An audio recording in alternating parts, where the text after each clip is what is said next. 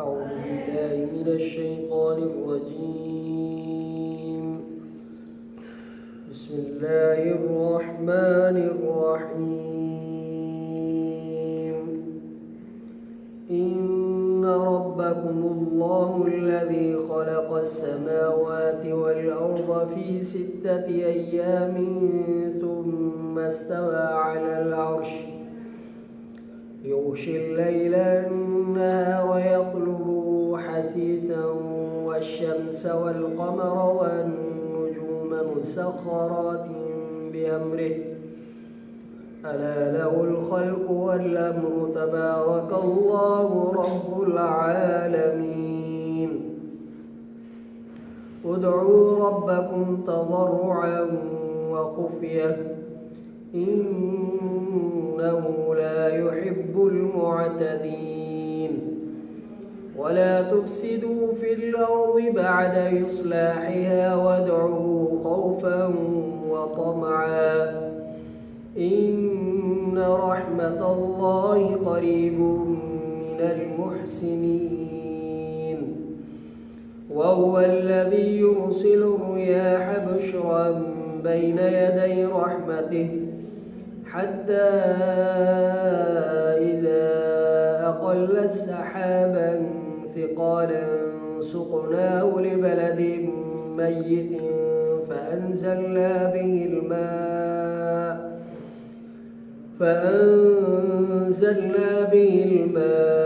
فأخرجنا به من كل الثمرات كذلك نخرج الموتى لعلكم تذكرون. والبلد الطيب يخرج نباته بإذن ربه والذي خبث لا يخرج إلا نكدا كذلك نصرف الآيات لقوم يشكرون. صدق الله العظيم. बेशक रब तव्हांजो अल्लाह आहे, उहा ज़ात जा पैदा फरमायो आसमाननि खे ज़मीन खे 6 ॾींहंनि में, पोइ बराबरि थियो मुतवजे थियो अर्श ते, ढके थो राति खे ॾींहं जो ॻोल्हे थो इन खे तकिड़ो ऐं सिज खे ऐं चंड खे ऐं सितारनि खे फर्मा बरदार कयल आहिनि उन जे हुकुम जा। ख़बरदार उन्ही जे लाइ आहे तख़लीक़ ऐं हुकुम। बरकत वारी आहे अल्लाह जी ज़ात जेको रब आहे जहाननि जो। सॼो तव्हां पंहिंजे रब खे आजिज़ी कंदे आहिस्ता, बेशक इहो नथो मुहबत करे हद खां लंघंदड़नि खे, ऐं न फ़साद कयो तव्हां ज़मीन में उन जे इस्लाह खां पोइ, ऐं सॼो तव्हां इन खे ख़ौफ़ कंदे ऐं उमीद कंदे। बेशक अल्लाह जी रहमत वेझी आहे नेकोकारनि खां। इहा उहा ज़ात आहे जेको मोकिले थो हवाउनि खे ख़ुशख़बरी ॾींदड़ उन जे रहमत जे आॾो। एतिरे ताईं जॾहिं खणनि थियूं ककरनि वज़नदारनि खे, ककरनि गरनि खे, त प्यारियूं था असां इहो पाणी मुअल शहर या मुअल ॻोठ जे लाइ, पोइ नाज़िल कयूं था असां इन पाणी खे, पोइ कढूं था असां इन जे ज़रिए सां हर क़िस्म जे मेवात खां। अहिड़ी तरह कढंदासीं असां मुर्दनि खे, मुअलनि खे। मन नसीहत हासिल कयो तव्हां। ऐं शहर अलाए को ॻोठ सुठो जो निकिरनि था संग सलाह उन जा, उन जे रब जे, पंहिंजे रब जे हुकुम ऐं इजाज़त सां। ऐं जेको ख़राब थियो ख़राब आहे, नथा निकिरनि मगर ख़राब। अहिड़ी तरह खोले खोले बयान कयूं था असां आयतूं क़ौम जे लाइ जेका शुक्र करे। सूरतुल आराफ जो 6हों रुकू 8 सिपारे जो 13 रुकू आयत नंबर 53 का आयत नंबर 58 ताईं मुकम्मल रुकू जी तिलावत कई से ऐं उन जो लफ्ज़ी तर्जुमो पढ़ियो से। इन्हनि आयात जो तफ़सीर मारिफुल कुरान जुल्द नंबर 3 सफ़ो नंबर 572। अल्लाह ताला पंहिंजे कुदरत कामिला ऐं कायनात जे तख़लीक़ जो ज़िक्र फरमाए दलाइल वहदानियत दलाइल तौहीद बयान फरमाया आहिनि। पहिरीं आयत में अल्लाह ताला फरमायो अल्लाह जी ज़ात जा आसमाननि ऐं ज़मीननि खे 6 ॾींहंनि में पैदा फरमाए। उनमें हिकमत कहिड़ी आहे जो अल्लाह ताला तो कुन फयकून जो मालिक आहे ऐं उन जो हुकुम तहक छिंभ में पूरो थींदो आहे। 6 ॾींहंनि में पैदा करण जी कहिड़ी हिकमत आहे। अल्लाह ताला पंहिंजे तक़ाज़ा हिकमत इन आलम खे तख़लीक़ में 6 ॾींहं लगाया ताकि इंसान के निज़ाम आलम जे हलाइण में आहिस्ता आहिस्ता ऐं पुख्ता कारी जी तालीम ॾिनी वञे। जीअं हदीस रसूल सल्लल्लाहु अलैहि वसल्लम में आहे त गौर फ़िक्र ऐं वक़ार ऐं तदरीज सां जेको कमु कबो आहे उहो अल्लाह ताला जे तरफ़ां हूंदो आहे। जल्दबाज़ी शैतान जे तरफ़ां हूंदी आहे। मतिलबु इहो आहे त जल्दबाज़ी में इंसान मसइले जे हर पहलू ते गौर ऐं फ़िक्र न करे सघंदो आहे। इन जे लाइ अक्सर कमु ख़राबु थी वेंदो आहे, पेशेमानी थींदी आहे। गौर ऐं तदब्बुर जी सहूलियत सां जेको कमु कयो वेंदो आहे उन में बरकत थींदी आहे। बाक़ी आसमान ऐं ज़मीन जे ठहण खां पहिरियों सिज ऐं चंड हुया ई कोन, त पोइ 6 ॾींहं जो अंदाज़ो कीअं मालूम थियो। उन मुतालिक़ हज़रात मुफ़स्सिरीन फरमायो आहे 6 ॾींहंनि मां एतिरो वक़्तु ऐं एतिरो ज़मानो मुराद आहे जंहिंमें 6 ॾींहं ऐं राति हिन दुनिया में थींदा आहिनि। इन अंदाज़े सां अल्लाह ताला अंदाज़ो ॿुधायो आहे। भली सिज ऐं चंड न हुया, पर साफ़ ऐं बेगुबार ॻाल्हि इहा आहे त ॾींहं ऐं राति जी इहा इस्तिलाह सिज ऐं चंड सां तालुक़ रखे थी। दुनिया जी इस्तिलाह आहे हिन जहान जे पैदा करण खां पहिरियों थी सघे थो त अल्लाह ताला ॾींहं ऐं राति जी ॿी का अलामत मुक़ररु कई हुजे। जीअं जन्नत में थींदो उते जो ॾींहं ऐं राति सिज ऐं चंड जे हरकत जे ताबे न हूंदो। त मालूम थियो त इहो ज़रूरी न आहे त उहे 6 ॾींहं जंहिंमें आसमान ज़मीन ठाहिया विया आहिनि उहे असांजे 6 ॾींहंनि जे बराबरि हुजनि, बल्कि उन्हनि खां वॾा बि थी सघनि था। जीअं आख़िरत जे ॾींहं जे बारे में अल्लाह ताला फरमाए त 1000 साल जे बराबरि ॾींहुं थींदो, इहे बि थी सघे थो। अबू अब्दुल्ला राज़ी फरमाया त फ़लक आज़म जी हरकत हिन दुनिया जे हरकात जे मुक़ाबले में एतिरी तेज़ आहे जो हिकु डोड़ण वारो इंसान हिकु क़दम खणी करे ज़मीन ते अञा रखंदो ई न आहे त फ़लक आज़म 3000 मैल जी मुसाफ़त तय करे छॾींदी आहे। एॾी उनखे रफ़्तार आहे। माण्हू क़दम खणी अञा ज़मीन ते न रखी सघंदो आहे त फ़लक आज़म 3000 मैल जी मुसाफ़त तय करे वेंदी आहे। एॾी उनजी त रफ़्तार तेज़ ऐं स्पीड आहे।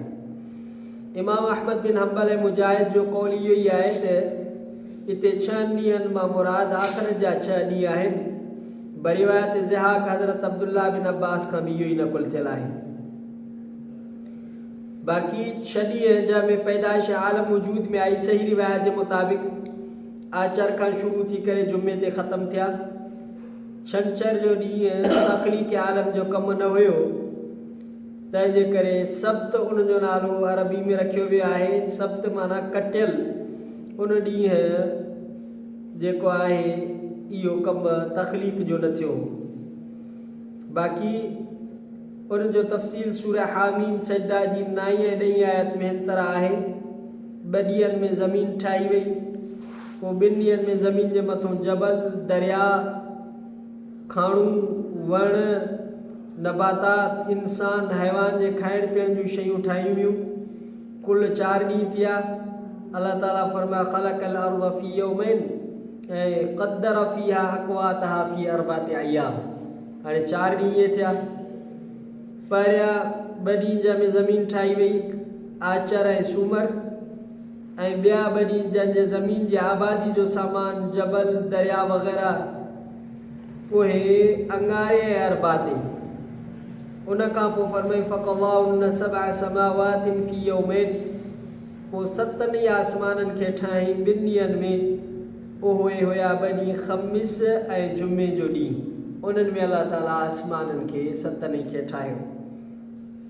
उन खां पोइ अल्लाह ताला फरमायो सुम्मा इस्तवा अलल अर्श, अल्लाह ताला अर्श बरी ते मुतवज्जे थियो, इस्तिवा फरमाई।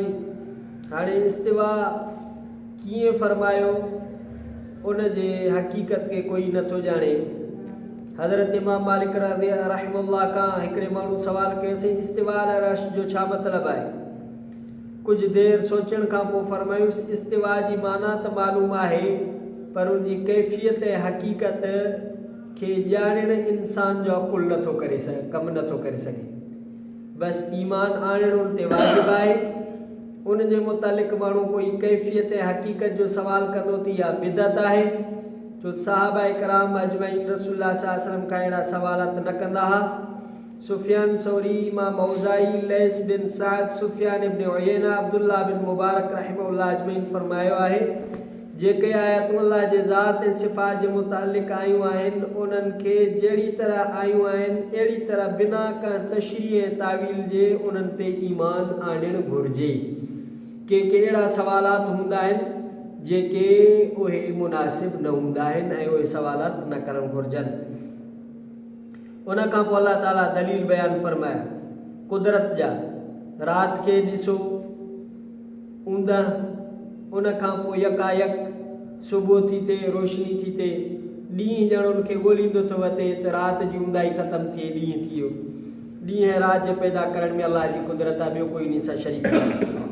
उन खां पोइ अल्लाह ताला फरमाए सिज ऐं चंड, सितारा, इहे सभु फर्मा बरदार आहिनि अल्लाह जे हुकुम जा। इन्हनि में कंहिं जी बि का बि ताक़त ऐं कुदरत कोन्हे का। तबारकल्लाहु रब्बुल आलमीन, इहा सभु बरकत वारी ज़ात आहे अल्लाह जी, जेको रब आहे जहाननि जो। मखलूक बि उन्ही जे लाइ उन्ही जी आहे, हुकुम बि उन्ही जो आहे। कुल काइनात में, ख़ल्क़ में, तख़लीक़ में हुकुम सभु रब जो आहे। उन खां पोइ अल्लाह ताला दुआ घुरण जे मुतलिक़ फरमाए उदउ रब्बकुम तज़र्रुअन व ख़ुफ़िया, पंहिंजे रब खे सॼियो त आजिज़ी सां, इनकिसारी सां, इज़हार तज़ल्लुल सां, पंहिंजो पाण खे अल्लाह जी ज़ात जे आॾो आजिज़ इनकिसारी जी हालत में दुआ घुरो।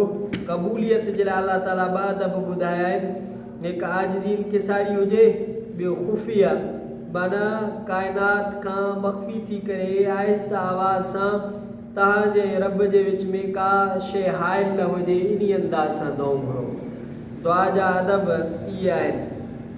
हज़रत हसन बसरी रहमतुल्लाह फरमाइनि त अलानिया ऐं जहरन दुआ करण में ऐं आहिस्ता आवाज़ सां करण में 70 दर्जा फज़ीलत जो फ़र्क़ु आहे।